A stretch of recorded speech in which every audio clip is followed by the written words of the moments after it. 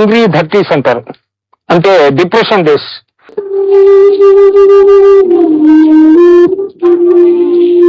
కథ చిన్నదైనా పెద్దదైనా దానికి ప్రాణ చైతన్యం చేకూర్చగలిగే అతి అరుదైన కవుల్లో శ్రీ మునిపల్ రాజు గారు ఒకరు. తను పుట్టిన మట్టిని, తన చుట్టూ ఉన్న మనుషుల్ని అమితంగా ప్రేమించగలిగే రచయితే తన రచనల్లో భారతీయతను, తాత్వికతను, మానవతను, స్వచ్ఛతను చూపించగలుగుతారు.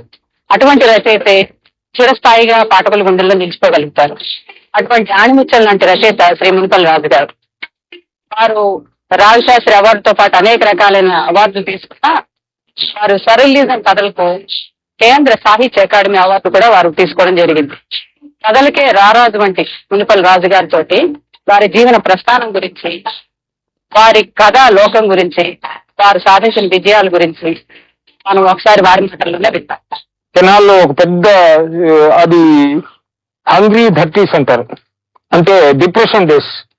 ఆ డిప్రెషన్ డేస్ లో ఆయన కూలిపోయినాడు. ఆయన ఎంత సంపాదించినా అతని దాతృత్వం ఒకటి ఉన్నది. దాతృత్వం కాకుండాను నష్టాలు వచ్చాయి. అది ఆ నష్టాలు వచ్చినప్పుడు మాకు దాయాదులు, బంధువులు మమ్మల్ని అందరినీ చెరువులో నీళ్ళు ఎప్పుడు వెళ్ళిపోయినాయో ఇప్పుడు కప్పలు ఎక్కడ కనపడవు కదా, ఆ విధంగానే మేము ఒక ఒంటరి వాళ్ళం అయిపోయినాం. అది నన్ను చాలా బాధిస్తుండేది. అదే వేదన, దానికి ముఖ్యమైన మూల కారణం దుఃఖమే.